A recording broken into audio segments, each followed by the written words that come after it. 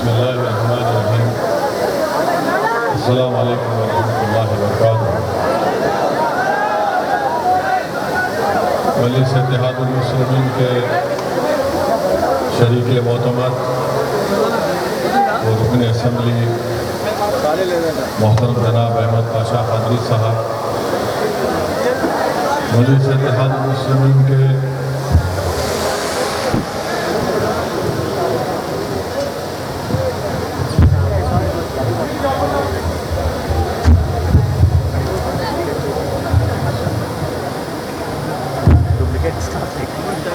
मजलिस इत्तेहादुल मुस्लिमीन के अरकान असम्बली, साबिक़ा रुकन असम्बली बाइकुल्ला मुंबई जनाब वारिस पठान साहब, शेख नशीन व तशरीफ़ फरमा मजलिस इत्तेहादुल मुस्लिमीन के तमाम मुअज़्ज़ज़ क़ाइदीन, बुज़ुर्गान मिल्लत, मेरी इज़्ज़तदार माँ और बहनों और मेरे गयूर नौजवान साथियों, आप तमाम का बेहद शुक्रिया कि आपने इस चिलचिलाती धूप में भी मजलिस इत्तेहादुल मुस्लिमीन की इस कौमी एकजहती के नाम पर तिरंगा रैली में आपने शिरकत की। आपका बेहद शुक्रिया। मेरे अजीज़ दोस्तों और बुजुर्गों, तारीख को हम कभी नहीं भूल सकते, ना कभी भुलाना चाहिए। तारीख से ही हमको ये मालूम होता है कि माजी में क्या हुआ था, और मुस्तक़बिल में हमको ये देखना है कि हम माजी की गलतियों को मुस्तक़बिल में आने वाले वक्त में ना दोहराएं। मजलिस इत्तेहादुल मुस्लिमीन ने जब पिछले साल इस बात का ऐलान किया कि हम 17 सितंबर के दिन इसको नेशनल इंटीग्रेशन डे के तौर पर मनाएंगे, जिसको उर्दू में कौमी यकजहती का नाम दिया जाता है, कौमी यकजहती कहा जाता है, तो उसके बाद बहुत से लोग जो परसेंटेज वाइज बहुत कम है, उन्होंने मजलिस इत्तेहादुल मुस्लिमीन के इस फैसले पर सवालात उठाए। बाज़ ने तनक़ीद भी की और हस्बे आदत हस्बे रिवायत भारतीय जनता पार्टी ने भी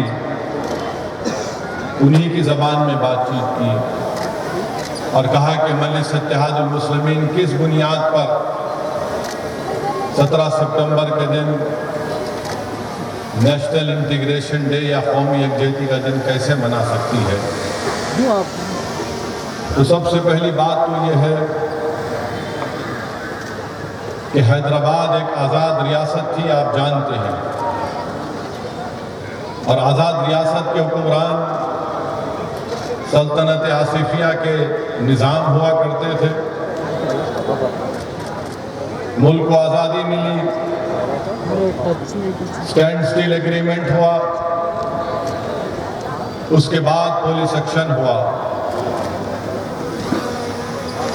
और अगर आप तारीख का मुताला करेंगे, तारीख को पढ़ेंगे, तो कहीं पर भी आपको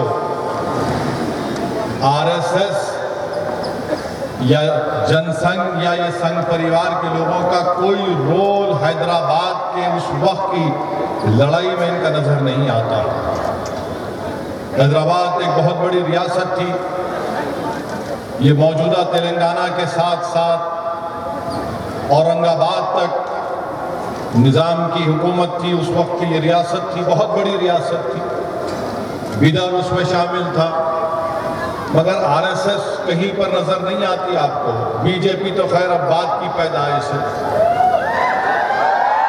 ना आरएसएस का कोई उसमें कंट्रीब्यूशन रहा है, तो आरएसएस को कोई हक हासिल नहीं है, ना मौजूदा बीजेपी को हक हासिल है कि वो मजलिस इत्तेहादुल मुस्लिमीन के इस फैसले पर कुछ बोल सके। अब रहा सवाल उन लोगों का जो मजलिस के फैसले के बारे में लिखते हैं, बोलते हैं, मैं इनसे भी ये कहना चाहूंगा कि अगर मैं निजाम के वक्त पैदा होता तो मैं घुटन की जिंदगी महसूस करता, इसलिए कि फ्यूडल सिस्टम था, एक बादशाह था और बादशाह के सामने आप खुलकर अपनी बात नहीं कर सकते थे। आईन नहीं था, संविधान नहीं था, कॉन्स्टिट्यूशन नहीं था। मुल्क आजाद हुआ, आईन बना और फिर उस आईन ने हमको इस बात का दिया कि हम अपने पसंद की बात कर सके। अब ये बीजेपी ये कहती है कि ओवैसी को ले जाकर मिलाते हैं निजाम से और रजाकार से। मैं बीजेपी के लोगों से पूछना चाहता हूं कि सन 57 की जंग आजादी से पहले मक्का मस्जिद में मौलवी अलाउद्दीन रहमतुल्लाह अलैह ने मक्का मस्जिद में जुमे का खुतबा दिया, जुमे की नमाज पढ़ाई और अंग्रेज और निजाम की हुकूमत के खिलाफ मौजूदा मक्का मस्जिद से मौजूदा सुल्तान बाजार के पास जो वुमेन्स डिग्री कॉलेज है, मौलवी अलाउद्दीन ने तमाम मुसल्लियों को लेकर और मुसलमानों से कहा कि अंग्रेज और निजाम के खिलाफ मैं ऐलान जिहाद और बगावत का ऐलान करता हूं। मकसद क्या था मौलवी अलाउद्दीन का कि इस मुल्क को आजाद किया जाए निजाम की हुकूमत से और अंग्रेजों से।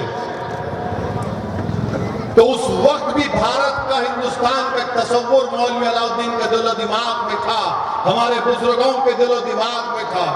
वो इस मुल्क को आजाद देखना चाहते थे और नतीजा क्या निकला कि मौलवी अलाउद्दीन को अंग्रेजों ने गिरफ्तार किया, तुर्रेबाज खान बचकर निकल गए। तो मौलवी अलाउद्दीन को गिरफ्तार करके काला पानी में सबसे पहले, अगर पूरे उस वक्त के भारत में अगर किसी को काला पानी में सबसे पहला कोई अगर गिरफ्तार करके किसी को लेकर गए तो उसका नाम मौलवी अलाउद्दीन था। और मौलवी अलाउद्दीन रहमतुल्लाह अलैह का ताल्लुक हैदराबाद से था, मक्का मस्जिद के इमाम। क्या उस वक्त बीजेपी थी? क्या उस वक्त आरएसएस थी? क्या उस वक्त ये संघ परिवार के लोग थे? नहीं थे। हमारे बुजुर्गों ने अंग्रेजों के खिलाफ और फ्यूडल सिस्टम के खिलाफ एक आवाज उठाई थी। तुर्रेबाज खान को बाद में सालार जंग पुलिस के साथ तूपुरान के पास गिरफ्तार करते हैं और तुर्रेबाज खान को गोली मारकर उसी जगह पर सुल्तान बाजार के चौरस्ते पर 8-10 दिन तुर्रेबाज खान की लाश को लटका कर रख दिया गया था। तुर्रेबाज खान ने अपनी कुर्बानी क्यों दी? इसलिए दी कि वो भारत को अंग्रेजों की गुलामी से आजाद देखना चाहते थे।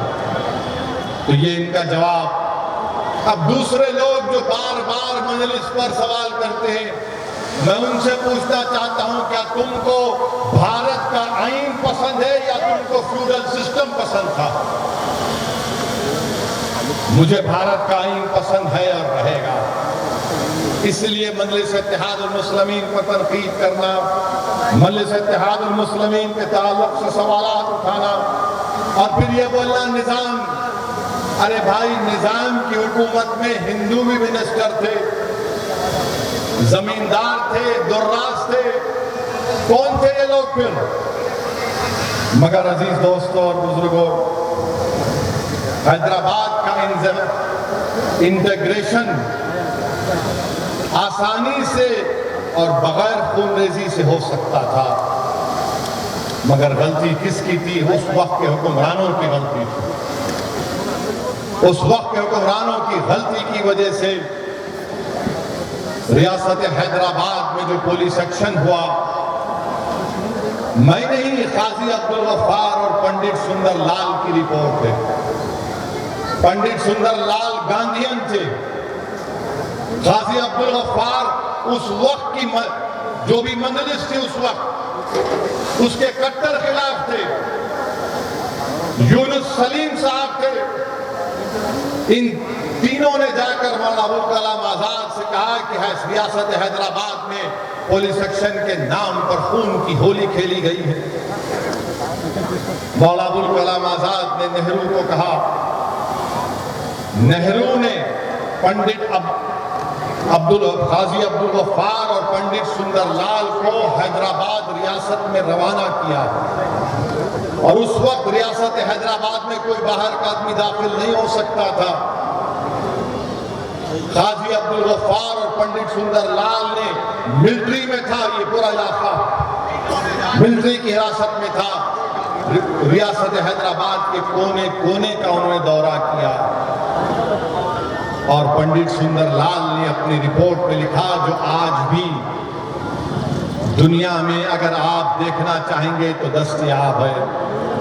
पंडित सुंदरलाल ने अपनी रिपोर्ट में लिखा कि रजाकारों ने अगर हिंदुओं पर जुल्म किया तो एक रजाकार के बदले में 100 मुसलमानों का कत्ल हुआ था। ये मेरे अल्फाज नहीं है, पंडित सुंदरलाल ने अपनी रिपोर्ट में लिखे। पंडित सुंदरलाल ने लिखा कि हमने कई गोलियां ऐसी देखी जहां पर औरतों की लाशें थी और हमने इन लाशों में यह भी देखा कि एक मां के सीने से लपटे हुए मासूम बच्चे भी थे जब गोलियों से लाशों को निकाला गया था। और आज अमित शाह आकर हैदराबाद में तकरीर कर कर कहते हैं कि बगैर खून का खतरा गिरे आसानी से काम हो गया। अमित शाह, आप झूठ कह रहे हैं। जिस तरह पंडित नेहरू ने 18 सितंबर 1948 में ऑल इंडिया रेडियो से अपने खिताब में झूठ कहा था कि बगैर खून का खतरा गिरे सब चीज आसानी से हो गई। पंडित सुंदरलाल की रिपोर्ट नेहरू की झूठ को साबित करती है।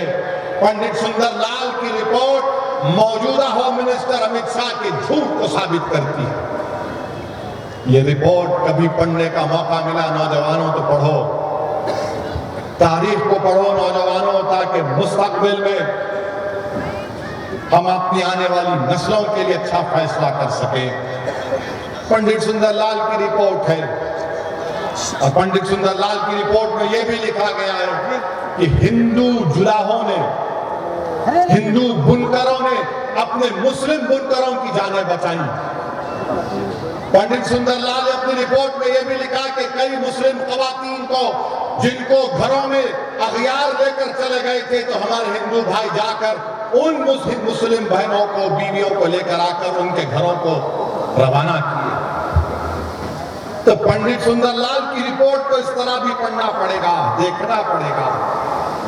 मेरे अजीज दोस्तों और बुजुर्गों, यकीनन सुंदरलाल की रिपोर्ट कहती है कि 20,000 से ज्यादा मुसलमानों का कत्लेआम हुआ था। ये रिपोर्ट में लिखा गया। अब अगर कोई बीजेपी के लोग बोलेंगे नहीं झूठ है, तो फिर क्या पार्लियामेंट में इंदिरा गांधी ने आकर जवाब नहीं दिया था कि अगर मैं पंडित सुंदरलाल की रिपोर्ट को आवाम के सामने रखूंगी तो ये नेशनल इंटरेस्ट में नहीं होगा।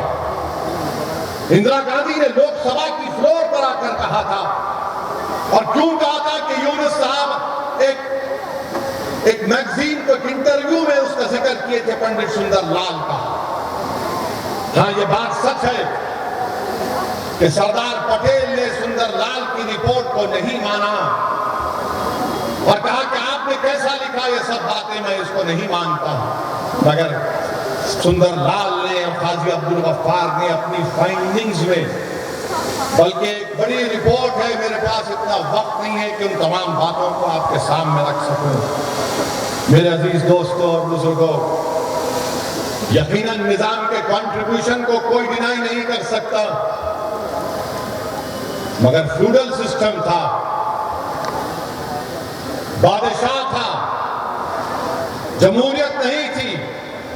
मगर निजाम ने जो उस वक्त हैदराबाद के लिए काम किया, ये पुराना एयरपोर्ट, ये गंडी पेट, हिमायत सागर, मंदिरों को निजाम ने जागीरें दी थी। खम्मम की मशहूर मंदिर को निजाम ने इंतजाम किया था। ये बंद कर दिए झुंझुने को।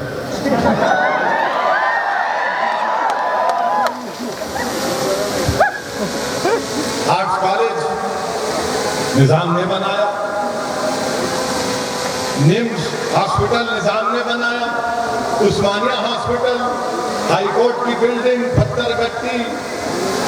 और निजाम में इतना दूरंदेशी भी थी कि उनको मालूम था कि अब वक्त हैदराबाद बहुत ज्यादा बढ़ेगा, तो निजाम ने फ्यूडल होते हुए भी जागीरें बांटी, मगर निजाम ने हैदराबाद के खिलाफ जागीरें नहीं बांटी। जुबली हिल कॉरपोरेशन बनाने का निजाम के पास प्रोग्राम था। बैठ जाइए। निजाम ने, अब ये हाईटेक सिटी की बात चंद्रबाबू नायडू करते हैं। अरे बाबू, वो निजाम की दूरंदेशी थी कि निजाम ने उन जमीनात को खाली रखा था। वो निजाम की दूरंदेशी थी। फ्यूडल जरूर थे, मुझे पसंद नहीं है, मगर मेरी पसंद नापसंद का सवाल अलग बात है, मगर जो सच्चाई है तो उसको बयान करना पड़ेगा। अब जो लोग मजलिस के फैसलों पर तनकीद करते हैं, मैं तो सिर्फ उनसे इतना ही कहूंगा, और जो हमको इल्जाम लगाती है रजाकार है, बीजेपी बोलती है ओवैसी रजाकारों से इसका ताल्लुक है, वो कांग्रेस का चेपीदी बोलता है निजाम है। अरे इन्हों हम निजाम, हम रजाकार, और आप क्या है, दूध के धुले हुए हैं। तेलंगाना में बीजेपी की बंडी में पंचर पड़ चुका, मंडी में पंचर हो गया। तब इन्हों परेशान है, असदुद्दीन ओवैसी को बोलो, मजलिस को बोलो। मैं चैलेंज करके आज पूछ रहा हूं, मेरी जमात का नाम कुल-हिंद मजलिस इत्तेहाद मुस्लिमीन है। बताओ उस वक्त की जमात का नाम क्या था? बताओ क्या नाम था? बताओ, तुम बता सकते हो उस वक्त क्या नाम था? नहीं बताओगे। मजलिस इत्तेहाद मुस्लिमीन नाम रखा अब्दुल वाहिद ओवैसी ने। नाम कुछ लंबा चौड़ा नाम था, लंबा चौड़ा नाम था, ये नाम नहीं था। अरे जो रजाकार हमको बुलाते रहे बाबू, जो रजाकार थे वो पाकिस्तान चले गए, जो वफादार थे वो तुम्हारे सामने सीना तान कर अपने हक की लड़ाई लड़ रहे हैं। जो रजाकार थे वो भाग गए, जो वफादार है वो ठहरे हुए हैं। तुम मॉब लिंचिंग कर रहे हो, मर रहे हो, मगर जमीन नहीं छोड़ रहे हैं। जो वफादार थे ठहरे हुए हैं, तुम उनको गोली मार रहे हो। ट्रेन में वर्दी पहुंच से दहशतगर्द गोली मारता है वफादारों को, क्योंकि वो गद्दार है और वफादारों को गोली मारकर समझता है कि वफादार डर कर वतन को छोड़ देंगे। अरे जब वफादार है तो वतन को छोड़ने वाले नहीं है। तुम कितना भी जुल्म कर लो, तुम्हारे बंदूक की गोलियां खत्म हो जाएंगी, तुम्हारी जेलें खत्म हो जाएंगी, मगर हम अब वतन से वफादार थे और अपनी लड़ाई लड़ेंगे। कमजोरी के मसाले हम नहीं करेंगे। यही काम, यही सबक हमको हमारे मजलिस इत्तेहाद मुस्लिमीन के बुजुर्गों ने हमको सिखाया। आज मजलिस पर तनकीद करने वालों, कभी तुम ये भी तो सोचो कि उस पुराशुभ दौर में जब 20,000 से ज्यादा लोगों को खत्म कर दिया गया, जब नौकरियों से निकाल दिया गया, जब सब चीज खत्म हो चुका था, उसके बाद मजलिस ने एक चिराग को जलाया। उसके बाद मजलिस ने चिराग को जलाया और इस उम्मीद पर जलाया कि हम बातिलों के तूफानों में चिराग को जला के रहेंगे, अपने हक को लेंगे। अब्दुल वाहिद ओवैसी ने मजलिस को ताल्लुक से कहा कि हम भारत के आईन में रहकर अपनी लड़ाई लड़ेंगे। उस वक्त भी मजलिस को तकालीफ दी गई थी। अब्दुल वाहिद ओवैसी को 11 महीने की जेल की सजाएं काटना पड़ा, मगर अब्दुल वाहिद ओवैसी और मजलिस के जिम्मेदारों के हौसले पस्त नहीं हुए। अब्दुल वाहिद ओवैसी के घर के बैंक अकाउंट्स को बंद कर दिया गया। अब्दुल वाहिद ओवैसी की औलाद को तकालीफ का सामना करना पड़ा। अब्दुल वाहिद ओवैसी की औलाद को तालीम को भी तरक करना पड़ा, मगर अब्दुल वाहिद ओवैसी ने मजलिस इत्तेहाद मुस्लिमीन की जिम्मेदारी को उठाया था। अब्दुल वाहिद ओवैसी ने अपने रुफ़क़ाओं के साथ मजलिस के पैगाम को लेकर आगे बढ़ा। अरे जालिमों, जो मजलिस पर तनकीद करते हैं, क्या तुम इस बात को भी नहीं मानते कि मजलिस ने लोगों के दरमियान में भारत के आईन के एतमाद को मजबूत किया? मजलिस ने अपनी सियासी सफर के जरिए कमजोरों, मजलूमों, दलितों, मुसलमानों को कहा कि आओ अपनी लीडरशिप बनाओ। क्या इससे देश मजबूत नहीं होगा? ये और बात है कि तुम दलित और मुसलमानों की सियासी लीडरशिप को बर्दाश्त नहीं करते, मगर ये काम मजलिस इत्तेहादुल मुस्लिमीन ने किया। मेरे अजीज दोस्तों और बुजुर्गों, आज मजलिस पर तनकीदें बहुत की जाती हैं। ऑपरेशन पोलो मुश्किल था, तकलीफ दे था, और जैसा कि आज अमित शाह ने कहा वो गलत था। और अमित शाह को तारीख नहीं मालूम। सरदार पटेल और नेहरू ने कहा था कि हैदराबाद का भारत में इंटीग्रेशन एक पॉलिटिकल इंटीग्रेशन है। ये सरदार पटेल और नेहरू ने कहा था, ये पॉलिटिकल इंटीग्रेशन है। हैदराबाद के ताल्लुक से नेहरू ने कहा था कि it is a microcosm of India. ये नेहरू ने कहा था हैदराबाद के बारे में। तो मेरे सामने अब अमित शाह के क्या हमको हैदराबाद की तारीफ बताएंगे? मेरे सामने हो जी। वो है सभी भी झूठ बोलते, उन्हों भी झूठ बोलते। जी ऊपर एक बोलता निजाम, एक बोलता रजाकार, तारीफ नहीं मालूम, जवाब देना नहीं आता, तो इसलिए पुकार के कुछ तो भी बोल देना। अब कोई रोड पे दीवाना जा रहा, रे मियाँ देख तो समझ पहले तू झूठा बोलता, तो दीवाने क्या कर सकते हो आप? मेरे भाई, अब आप कोई बात बोले तो मेरे दिमाग को छेड़े आप। ये क्या है? ये क्या है? अब क्या है? नहीं है ना? तो इसमें 95% काम कौन करता? हाँ, ये करता, ये करता, ये करता ना। 95% काम कौन करता? ये करता ना, ये करता। राइट साइड ये करता ना, ये नहीं करता, नहीं करता ना। ये काम आप कर रहे, पूरा 95% काम आप कर रहे। सुनो, 95% पूरा काम हम कर रहे। ये तुम चलने से आगे हमारे हमारे अरे इसके बगैर इसकी अहमियत नहीं है, याद रखो। ये लिखता, ये कागज काला होता, इससे कागज काला नहीं होता। तो आप 95% के लोगों का साथ देना, 5% का नहीं देना। समझ में आई बात? चाहे वो कांग्रेस हो या फिर ये बीजेपी हो, ये 95% है, ये 5% है। तो इन्हें क्या करते, ऐसा लगा लेके यहाँ।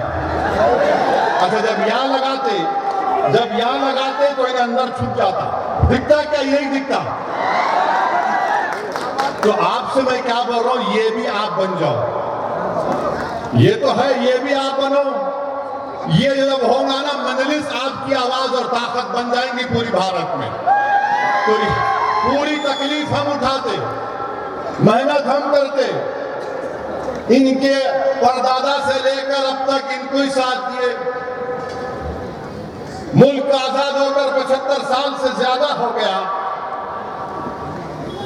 बीजेपी की हुकूमत रही है तो कभी कांग्रेस की रही है, मगर बर्बाद कौन हो रहे हैं? तकलीफ के 95% कौन? इसमें दलित भी है, मुसलमान भी है, आदिवासी भी है। और हमारी बर्बादी पर इन्हों आके अपना ताज लगाते और वोट हासिल करते। ये बात आपको समझाना जरूरी समझता हूं मेरे अजीज दोस्तों और बुजुर्गों, क्योंकि हमारे भाई ने मजमू में से कोई बात ऐसी कर दी। अच्छा, ये बीजेपी बोलती कि इन रजाकार। हम अमित शाह से पूछना चाह रहे हैं, अमित शाह साहब, क्या आप आबिद हसन के नाम को जानते हैं? हम आरएसएस के ये संघियों से पूछना चाहते जो सुबह उठते कि 90 साल चड्डी पहने, आजकल जरा पैंट पहन रहे। बताओ, क्या तुम आबिद हसन को जानते हो? कौन थे आबिद हसन? आबिद हसन हैदराबाद के थे, जो नेताजी सुभाष चंद्र बोस के साथ थे। जब बोस जर्मनी से जापान सबमरीन में गए तो कौन था मुसलमान? आबिद हसन था। ये आज हम जय हिंद का जो नारा लगाते, कौन बोला ये नारा? आबिद हसन ने दिया, हैदराबाद के थे। क्यों दिया? निजाम की हुकूमत थी, मगर भारत का था मामला, भारत का मामला था। और आज अब हम पे उंगली उठाते। मेरे अजीज दोस्तों और बुजुर्गों, इसीलिए हम बार बार बोलते कि नेहरू ने कहा था कि Hyderabad is what microcosm of Indian culture, Nehru ने कहा था। इनको खैर नहीं मालूम। अब रजाकार तो चले गए, अब गोडसे और सावरकर की औलाद बाकी है, इनको भगाना है। गोडसे और सावरकर की अभी जानिशीन है, औलाद है, इनको हमको देखना है। और अगर बिल्कुल अभी कब भगाएंगे? अभी टाइम आ गया ना। और फिर मेरे अजीज दोस्तों और बुजुर्गों, लोग निजाम की हुकूमत की यकीनन उनके अच्छे काम की हम तारीफ करते, मगर क्या निजाम की हुकूमत में लिबर्टी थी, इक्वालिटी थी, जस्टिस था, फ्रेटर्निटी था? नहीं था। चंद रईस लोगों के पास दौलत थी, चंद जागीरदारों के पास दौलत थी, जिसमें मुसलमान और हिंदू भी शामिल थे। मगर जितना गरीब हिंदू था उतना गरीब मुसलमान भी था, जो बीजेपी नहीं बताना चाहती। उस वक्त भी कई मुसलमान थे जो निजाम के खिलाफ थे, मगर बीजेपी और ये तमाम लोग ये बताना चाहते कि हर मुसलमान निजाम का चाहने वाला था। मेरे अजीज दोस्तों और बुजुर्गों, जो लोग असदुद्दीन ओवैसी को आज निजाम बोलते, रजाकार बोलते, आप जो चाहे बोल लो मुझे, मगर क्या मैं भारत का नागरिक नहीं हूं? क्या आप भारत के सिटीजन नहीं हैं? क्या आपके अब्बा भारत के सिटीजन नहीं थे? क्या आपके दादा नहीं थे? क्या आपके परदादा नहीं थे? क्या परदादा के परदादा नहीं थे? अरे बाबू, आदम अलैहिस्सलाम यहां पर आए तो हमारा हुआ। अब्बा आदम अलैहिस्सलाम जन्नत से पैर कदम डाले तो हिंद में डाले। अब इन आके बोलते नहीं तुम्हारा नहीं है, मेरा नहीं है। अरे बाबू, बात ऊपर तक चले गई बहुत। तुम्हारे कहने रिकॉर्ड नहीं है, मेरे कहने रिकॉर्ड है, हम कहां से आए? और फिर ये अजीज दोस्तों और बुजुर्गों, ये हमको इल्जाम लगाना, हम इन तमाम को एक ही बात कहना कहेंगे कि हमारा खुदा हमारा हुक्मरान है, हमारा अल्लाह हमारा मालिक है, हमारा अल्लाह हमारा रूलर है, और हम अल्लाह की रजा के लिए काम करते हैं। तुम्हारे दुनिया के हुक्मरानों के डर और खौफ से, जुल्म के डर से हम झुकने वाले नहीं हैं।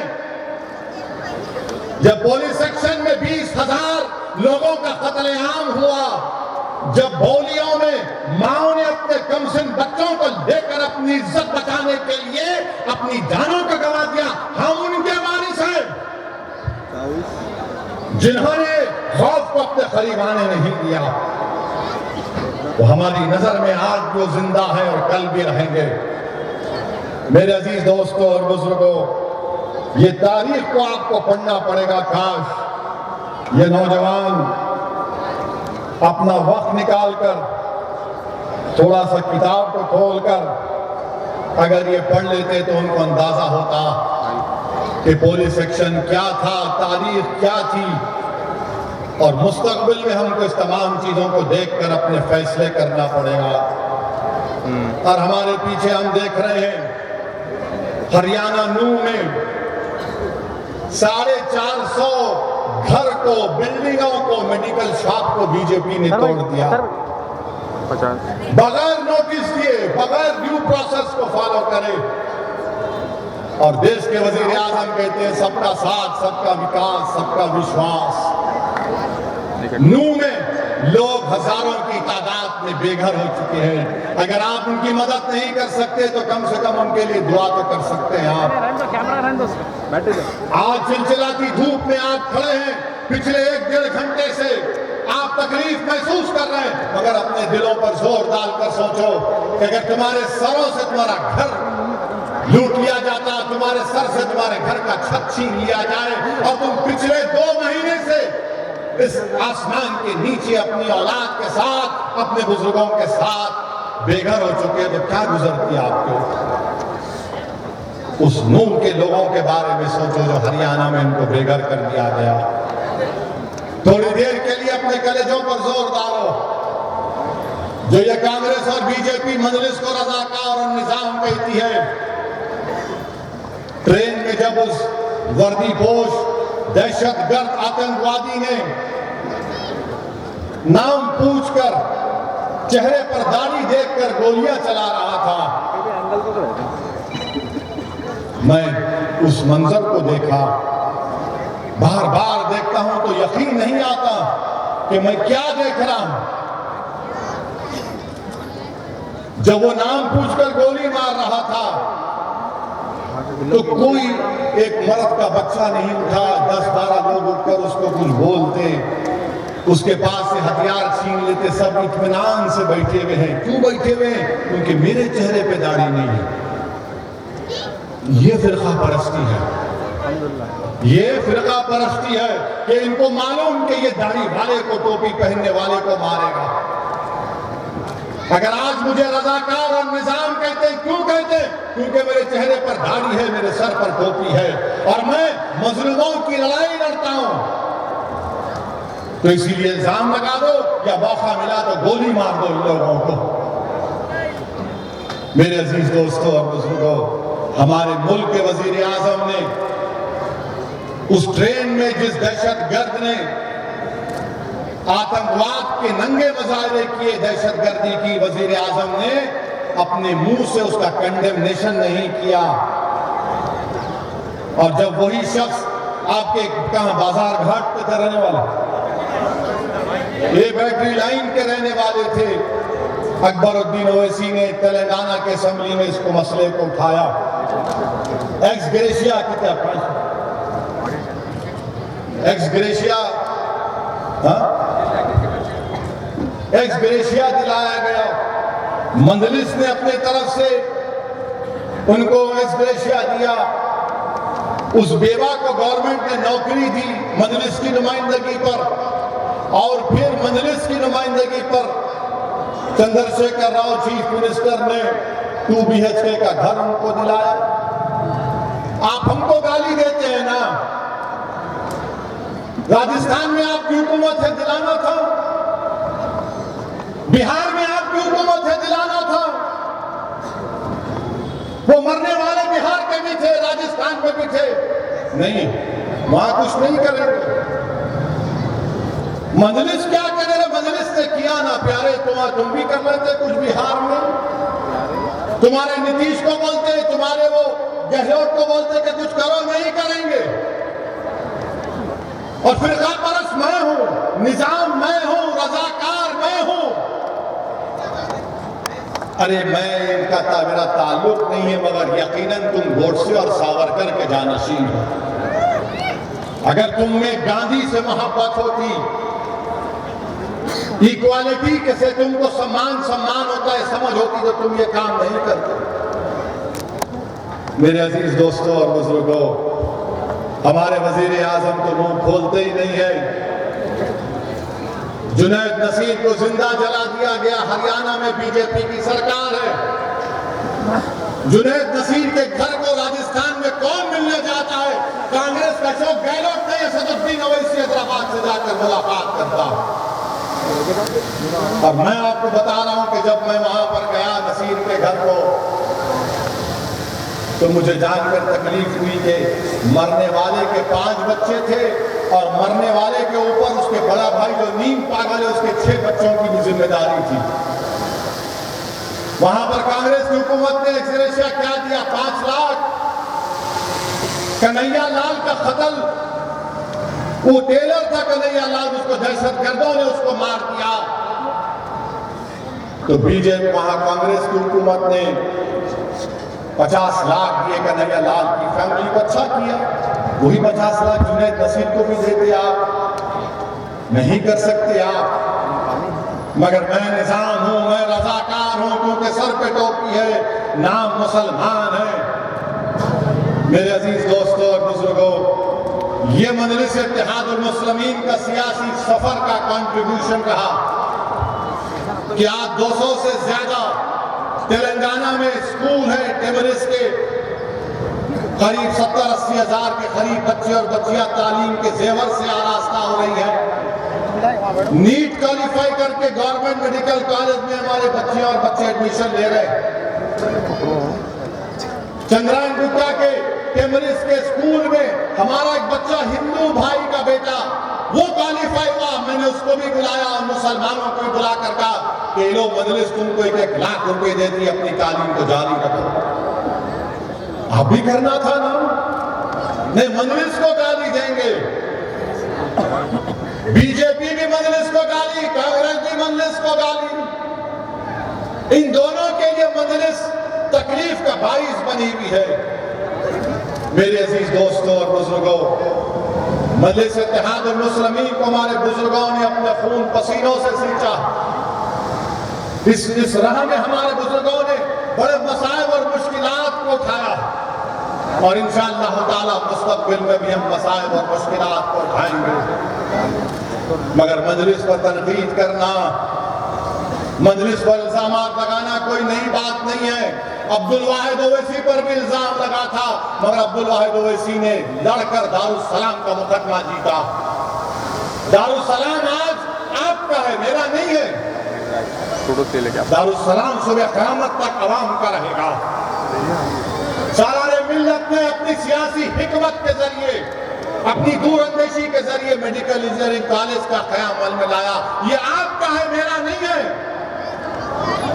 ये आपकी अमानत है, ये आपके इत्तेहाद की निशानी है, ये आपकी ताकत की निशानी है, ये आपकी बेबाकी की निशानी है, जिससे तमाम लोग नफरत करते हैं कि कौन है वो लोग जो इस तरह का काम करते आ रहे हैं और कौम को और गरीबों को दलितों को मजबूत कर रहे हैं। इसीलिए मजलिस से दुश्मनी है, इसीलिए मजलिस पर इल्जाम लगाते हैं।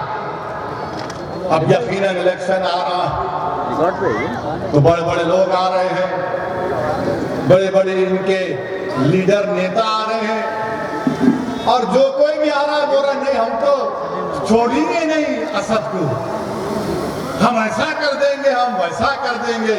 मेरे भाई, जब मैं हैदराबाद से निकलकर अवाम की ताईद और अवाम की दुआ, हैदराबाद की अवाम की ताईद और दुआ लेकर हमारे बुजुर्गों की सरपरस्ती हासिल करके जब मैं उत्तर प्रदेश, बिहार, झारखंड, मध्य प्रदेश, राजस्थान, कर्नाटका, इन सब जगहों पर जा रहा, तुम मेरे घर में आके तुम दस्तक दोगे। आओ आओ भाई आओ।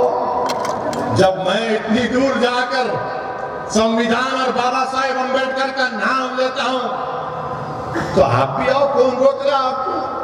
आइए, हम फैले हुए हैं यहाँ पर। किस किस को बुलाना चाह रहे, बुलाओ आप। मुझे बड़ी बेचैनी से मुकाबले का इंतजार है।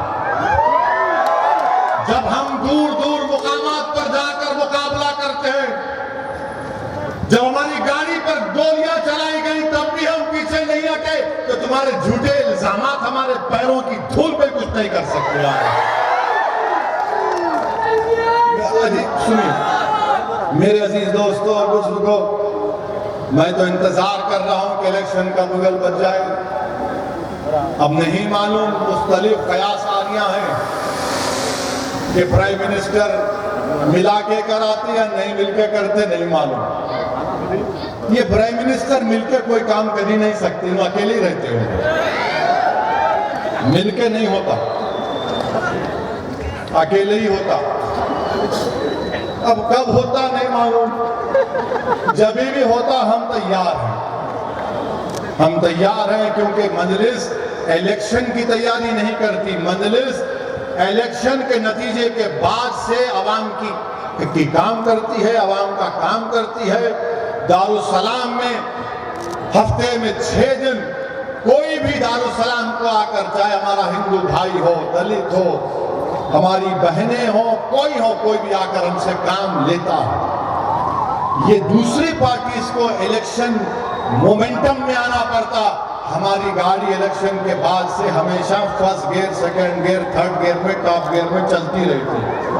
मजलिस के एमएलए अवाम के दरमियान में रहते, मजलिस के एमएलए रात के अंधेरों में काम करते, दिन के उजालों में मजलिस के लोग भागते हुए नजर आते। मगर अब जब इलेक्शन आ गया है तो पूरे ये एक से एक प्यारे मैली आंखों को लेके मल के इलेक्शन आ गया, बाप निकलना है। ला व्हाइट शर्ट तो ला, जरा व्हाइट शर्ट पहने, जरा व्हाइट शर्ट पहने के जरा निकलेंगे। यहाँ 4.5 साल से व्हाइट शर्ट में, येलो शर्ट में, रेड शर्ट में, लाल शर्ट में, हर रंग में हम लोग मुकाबला कर रहे हैं, अवाम की खिदमत कर रहे हैं। अब इनको इलेक्शन दिख रहा तो बोले लारे में तैयार होना है मेरे। बाज लोगों को इलेक्शन आते ही उनको अपनी जिंदगी का एहसास होता है, मगर 4.5 साल वो गरीब की तकलीफ, गरीब की मजबूरी को नहीं देखते, वो गरीब के आंख से बहते आंसू को नहीं पहुंचते। ये फर्क है मजलिस में और इन मुफाद परस्तों में, ये फर्क है मजलिस में और ये मजलिस के दुश्मनों में। आज दारुस्सलाम पर कोई भी आकर, आपके फसलान सर से हमारी एक बहन आई थी, दारुस्सलाम को आकर पूरे एमएलएस बैठे हुए हैं, पूरे अराकीन बल्दिया बैठे हुए हैं, गुस्से के आलम में आकर मुझसे बहस करना शुरू कर दिया। गुस्से के आलम में और सब लोग देख रहे, अरे असदुद्दीन ओवैसी को दबा के बोल दे। मैं सबके चेहरे देख रहा था, मैं बोला कुछ मत बोलो, बोलने दो। हमारी बहन ने, उनकी जायज बात थी, उनकी बात में तकलीफ थी, दर्द था, नाइंसाफी उनसे हो रही थी। 3-4 मिनट बोलने के बाद मैंने कहा अभी और कुछ बोलना है आपको? तो बोले हाँ और बोलना है। मैं बोलो। फिर उसके बाद मैंने पूछा कि बहन आप और मैं बोलूं? तो बोले बोलो। बोला आप जो कुछ बोले बिल्कुल सही है, हम आपके लिए लड़ रहे और हम कोशिश कर रहे हैं कि आपसे इंसाफ हो। मेरे भाई बताओ, भारत में कोई ऐसा सियासी दफ्तर होगा जहां पर अवाम आकर अपने नुमाइंदों के सामने बेबाक तरीके से उनके मुंह पर बोलते हैं कि ये नाइंसाफी को दूर करो? लोग, ये मजलिस का कारनामा है। ऐवान असेंबली की कार्रवाई उठाकर देख लो आप, अकबरुद्दीन ओवैसी ने, मजलिस के एमएलए ने क्या कारनामा अंजाम किया।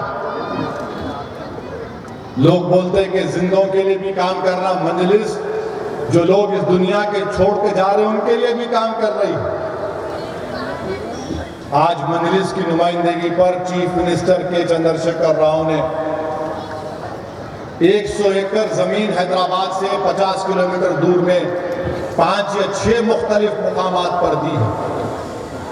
अब आपको मालूम, कब्रस्तान के लिए तमाशे होते हैं और जिसका कब्रस्तान उन्हें ऐसा समझता है जैसा मेरे बाप दादा की दौलत है। मैं 10,000 रुपये दो खोदने के, खबर के 10,000 रुपये, अबे तू भी तो मरेगा, जब 10,000 तेरे कौन देगा? ये मालूम है मेरे को। मगर मजलिस ने हासिल किया, और मजलिस ने क्या किया? मजलिस ने कहा कि उसमें जो सुन्नी मुसलमान है उनका कब्रस्तान होगा, जो शिया अथना शरी है उनका अलग कब्रस्तान होगा, जो महदवी है उनका अलग कब्रस्तान होगा, और जो हमारे बोरी मुसलमान हैं उनका अलग कब्रस्तान होगा। पूरा एक चार्ट बनाकर उनकी जमीन, उनके इंशाअल्लाह ताला इस महीने के खत्म होने से पहले अकबरुद्दीन ओवैसी इन तमाम मुकामात पर हुकूमत के नुमाइंदों को ले जाकर उनके कब्रस्तान उनके हवाले करेंगे जमीन की। ये काम मजलिस कर रही है, मगर ये कांग्रेस और बीजेपी इन निजाम इन रजाकार। अरे तो बोलना मुश्किल है। मेरे अजीज दोस्तों और बुजुर्गों, मेरी आप तमाम से यही गुजारिश है कि मजलिस को मजबूत रखिए। बीजेपी की बंडी में पंक्चर जरूर हुआ है, मगर बीजेपी को हराना है और मजलिस को कामयाब करना है। मजलिस के खिलाफ कांग्रेस भी आएगी, तो कांग्रेस को भी हराना और मजलिस को कामयाब करना है। अब लोग बोलेंगे ना, दो को बोल दिए, तीसरे को क्यों नहीं बोल रहे?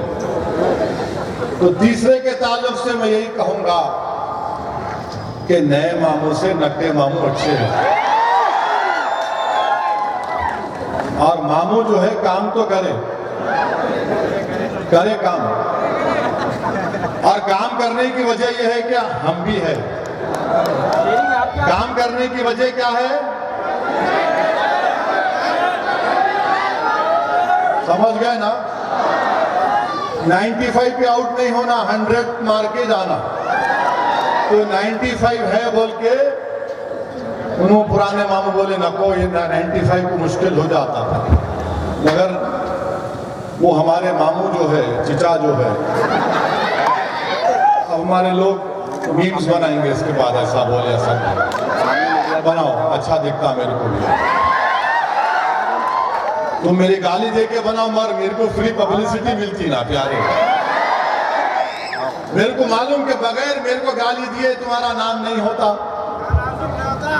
और हमारे खिलाफ डालना जरूरी है। अच्छा, फिर आजकल एक नाम निहाद जर्नलिस्ट हो गए। जर्नलिस्ट जो है ना, एक कैमरा लेके, क्या है भैया, मैं जर्नलिस्ट हूं, अच्छा क्या कर रहे हैं आप? नहीं, आ गया हूं, अच्छा वेरी गुड। उन्होंने क्या करते, मजलिस को गाली देते, फिर असदुद्दीन ओवैसी ऐसा बोले, मजलिस को गाली देते, फिर अकबरुद्दीन ओवैसी ऐसा बोले। अरे प्यारे अहमक, मजलिस को गाली दिखाना, तारीफ क्यों दिखा रहा तू? तुम तारीफ इसलिए दिखा रहे कि तुम्हारा पेट नहीं पलता बगैर तारीफ दिखाए।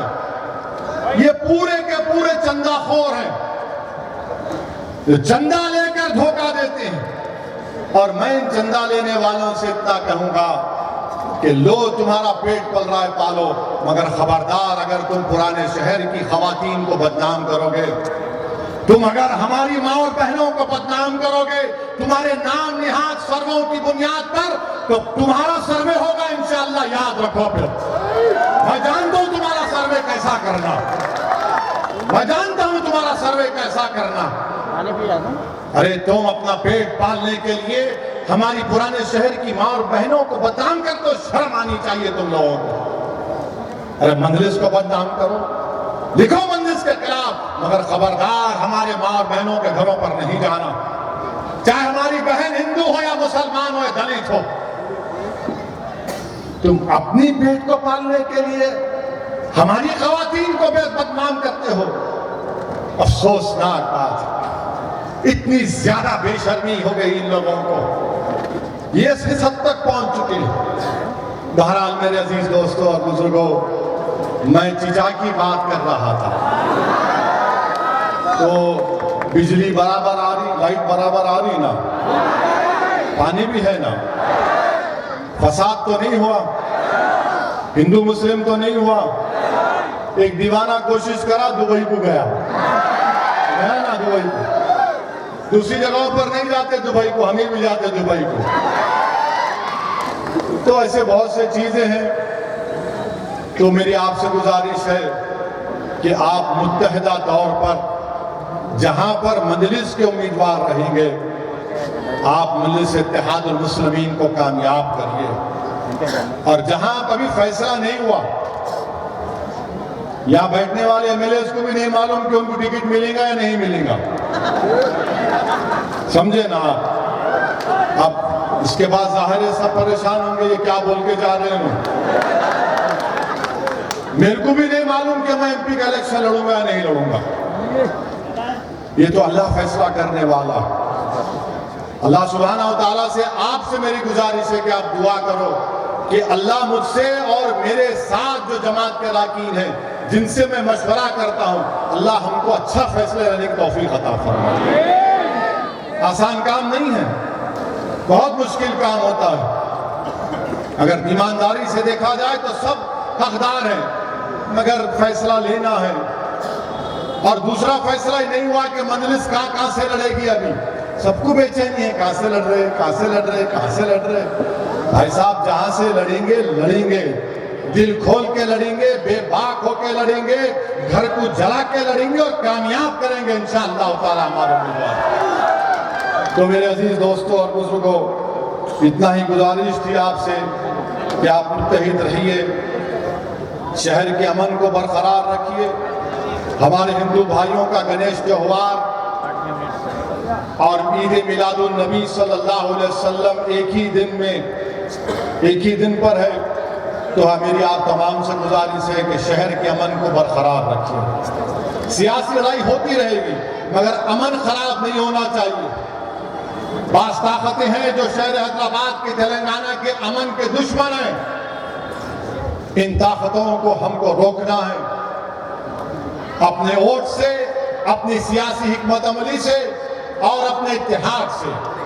जो अमन हमने 9 साल में कायम किया है उसको और मजबूत करने की जरूरत है। जहां भी मजलिस के उम्मीदवार रहेंगे, पतंग के निशान पर आपको अपना बटन दबाना पड़ेगा।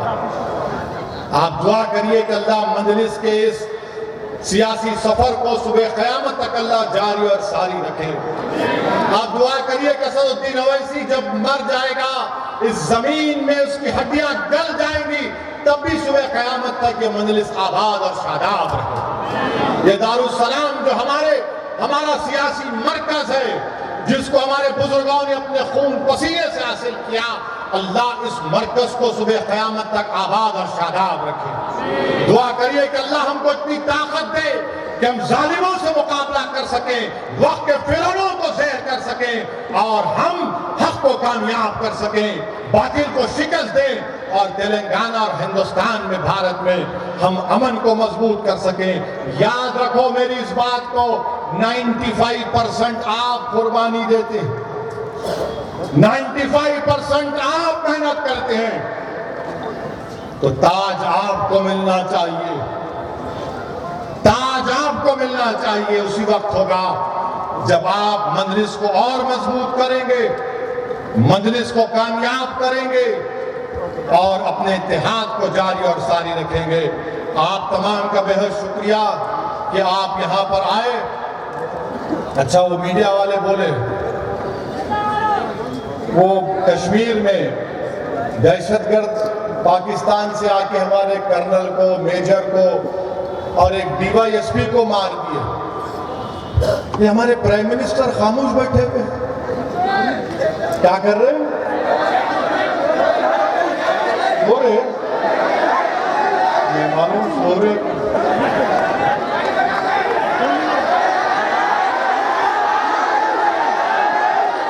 नहीं तो चाय पिया तो जागता ना। आप लोग जागते ना 2-2 बजे रात तक डिकाशन पी रहे। अच्छा, सोने की चाय है, क्या है नहीं मालूम। बहरहाल जब पुलवामा 2019 में हुआ, पुलवामा 2019 में हुआ तो प्राइम मिनिस्टर आंख दिखाए लाल आंख। उसके बाद गलवान में 20 हमारे सिपाही चीन ने मार दिए। सूर्यापेट के कर्नल साहब, उनकी मौत हो गई। अब फिर परसों एक कर्नल की, मेजर की और DYSP की मौत हुई। कुछ नहीं बोल रहे हैं, कुछ नहीं बोल रहे हैं। अब उल्टा अहमदाबाद में नरेंद्र मोदी के नाम के स्टेडियम में पाकिस्तान से क्रिकेट मैच होगा। वाह, या इंसानों की जान का मैच पाकिस्तान की आतंकवादी कश्मीर में, जम्मू में खेल रहे हैं और हम क्रिकेट मैच खेलेंगे। वाह, अगर बीजेपी पावर में नहीं रहती तो बीजेपी क्या करती थी अब तक? ये अजीब बात है कि मोदी जी खामोश हैं। मोदी जी, हम आपसे अपील करते कि सर्जिकल स्ट्राइक करिए ना, या फिर आप जनवरी फरवरी में करेंगे? कब करेंगे आप? आपकी नाकामी है ये आतंकवादी पाकिस्तान से आकर। बल्कि अभी एक मीडिया के दोस्त ने बताया कि हमारी फौज ने कहा कि पाकिस्तान की फौज इनको डायरेक्शन देती है। तो मेरे अजीज दोस्तों और बुजुर्गों, ये भी एक नाकामी बीजेपी की है। मगर वजीर आजम एक नया बात अब करने वाले हैं, थोड़े दिनों में आप देखेंगे। मगर हमारा काम यह है कि हम अपने हौसलों को बुलंद रखें। रब्बीउल अव्वल का महीना शुरू हो चुका है। अल्लाह के रसूल सल्लल्लाहु अलैहि वसल्लम की आमद इस माह मुबारक में हुई थी। तो मेरी आपसे गुजारिश है कि आप रसूल अल्लाह सल्लल्लाहु अलैहि वसल्लम की सुन्नत पर अपनी ज़िंदगियों को गुजारें। रसूल अल्लाह सल्लल्लाहु अलैहि वसल्लम की उन सुन्नतों को जिंदा करें ताकि हमको ज़िंदगी मिल सके। हम रसूल अल्लाह सल्लल्लाहु अलैहि वसल्लम के अगर ग़ुलाम हैं तो ग़ुलामी का सबूत दें। जब हम ग़ुलाम हैं तो फजर में नज़र आना चाहिए। अगर ग़ुलाम हैं सच्चे तो मस्जिदों को आबाद रखना चाहिए। अगर हम रसूल अल्लाह सल्लल्लाहु अलैहि वसल्लम से पक्की मोहब्बत करते हैं तो अपनी बीवियों पर जुल्म नहीं करना। अगर हम रसूल अल्लाह सल्लल्लाहु अलैहि वसल्लम को अपना आका मानते हैं तो अपनी माँ बाप की इज्जत करो। अपनी माँ के पास जाओ और याद रखो, मेरी इस बात को किसी आलिम दीन ने अच्छा कहा था कि अल्लाह ने कुरान में बाप की कसम खाई और माँ की शान को बयान किया। तो अपनी माँ की और अपने बाप की इज्जत करो, अपने ख़ानदान में मोहब्बत पैदा करो। अगर तुम रसूल अल्लाह सल्लल्लाहु अलैहि वसल्लम के सच्चे पक्के आशिक हो तो ये माह मुबारक में रसूल अल्लाह सल्लल्लाहु अलैहि वसल्लम की आमद हुई है। आप तमाम को मीलाद की मुबारकबाद पेश करता हूँ। शहर के अमन को मजबूत रखिए। वाखिर दावाना अल्हम्दुलिल्लाह रब्बिल आलमीन। मोहतरम के बाद ये जलसा इख्तिताम की मंजिल पर पहुंचा। कायदीन मजलिस का आप तमाम का शुक्रिया अदा किया जाता है। मजलिस इत्तेहादुल मुस्लिमीन के जलसे रहमतुल आलमीन में 24 तारीख को जलसे रहमतुल आलमीन होगा। आपसे गुजारिश है कि उसमें शिरकत करें और दूसरे दिन नातिया मुशायरा। मजलिस के बाद जलसा इख्तिताम की मंजिल पर पहुंचा। तमाम कायदीन का, तमाम दोस्त अहबाब का, मीडिया पर्सन का, पुलिस का शुक्रिया अदा किया जाता है। और जैसे